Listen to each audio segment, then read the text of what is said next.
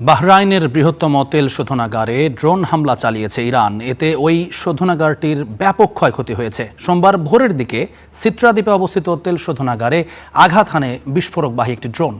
বাহরাইনের বাদশাহ এই ঘটনাকে নজিরবিহীন ও দুঃখজনক বলে মন্তব্য করেছেন। এদিকে মধ্যপ্রাচ্যের দেশগুলোতে মার্কিন ইসরায়েল সামরিক উপস্থিতির বিষয়ে আবারও সতর্ক করেছে ইরান। ড্রোন হামলায় পুড়ছে বাহরাইনের পেট্রোলিয়াম কোম্পানি বাপকোর প্রধান তেল শোধনাগার। এটি বাহরাইনের জ্বালানি খাতের সবচেয়ে গুরুত্বপূর্ণ প্রতিষ্ঠান। হামলার পর বাপকো এনার্জিস নামের প্রতিষ্ঠানটি জানায় পরিস্থিতি তাদের নিয়ন্ত্রণের বাইরে চলে গেছে।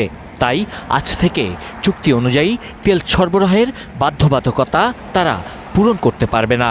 তবে দেশের অভ্যন্তরীণ বাজারের চাহিদা নিরাপদ রয়েছে। ইরানে হামলার জন্য যুক্তরাষ্ট্র ও ইসরায়েলকে নিজেদের ভূমি ব্যবহার করতে না দিলে প্রতিবেশী দেশের ওপর হামলা হবে না।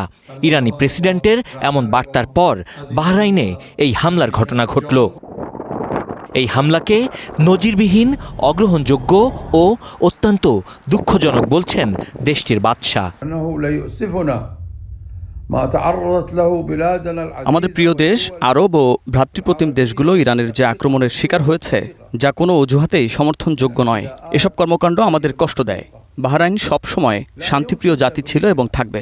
চ্যালেঞ্জ সত্ত্বেও আল্লাহর সাহায্যে বাহরাইন তার প্রজ্ঞা ও সংযমের নীতিতে অবিচল থাকবে। আত্মবিশ্বাস ও দৃঢ়তার সাথে বাহরাইন তার প্রতিবেশী ও আন্তর্জাতিক সম্প্রদায়ের প্রতি দায়িত্ব পালন করবে।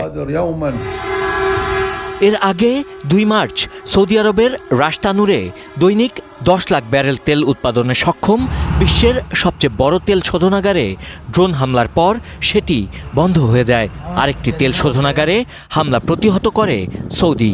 হরমুজ প্রণালী বন্ধ থাকায় বাকি তেল ক্ষেত্রগুলোর উৎপাদন কমাতে শুরু করেছে সৌদি। কুয়েত, কাতার ও সংযুক্ত আরব আমিরাতে জ্বালানি স্থাপনা লক্ষ্য করেও হামলার চেষ্টা হয়েছে বলে জানিয়েছে দেশগুলো। এদিকে প্রতিবেশী দেশগুলোর ওপর ইরানের অব্যাহত হামলার ব্যাখ্যা দিয়েছেন ইরানের পররাষ্ট্র মন্ত্রণালয়ের মুখপাত্র ইসমাইল বাঘাই।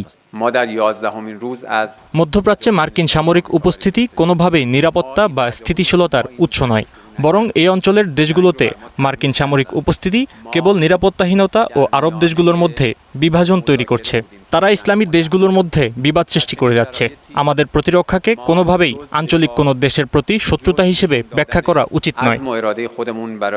চলমান আগ্রাসনের প্রেক্ষাপটে ইরান কোনো আলোচনায় রাজি নয় বলেও সাফ জানিয়ে দিয়েছেন তিনি। Sabbir Ahmed, star news.